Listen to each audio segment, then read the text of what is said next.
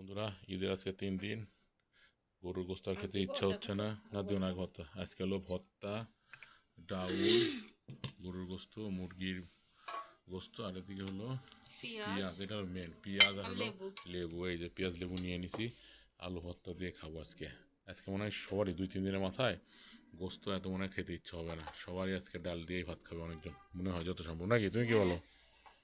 ঠিক না, ভাতটাই বেশি মজা লাগবে। ভর্তাটা বেশি মজা হবে না? মাংস থাকবে কিন্তু ভর্তা মন টানবে। ভর্তা, ডাউল, এগুলো বেশি টানবে। পাতলা ডাউল করছি, আলু ভর্তা করছি মাংসের সাথে। বন্ধুরা আমরা খাই, আমরা খাই। খাও তো তোমরা ভর্তাটা কেমন হয়েছে? আমি তো ভর্তা নিয়ে, আমার তো ভর্তা খুব টানে। বিসমিল্লাহির রহমানির রহিম। এটা আমাদের দুপুরবেলা আবার মাংস 2 দিন খেলাম, এখন এটা বিসমিল্লাহির রহমানির রহিম। আর পেঁয়াজ, লেবু, আলু ভর্তার গরম ভাত, সেই মজা। বুঝলি কেমন, ভালো না? মুরগি দিব তোমাকে? না, পানি ডাল দিয়ে খাবো। তো বন্ধুরা যাই হোক, ডাল দিব, আমরা খাওয়া দাওয়া করি।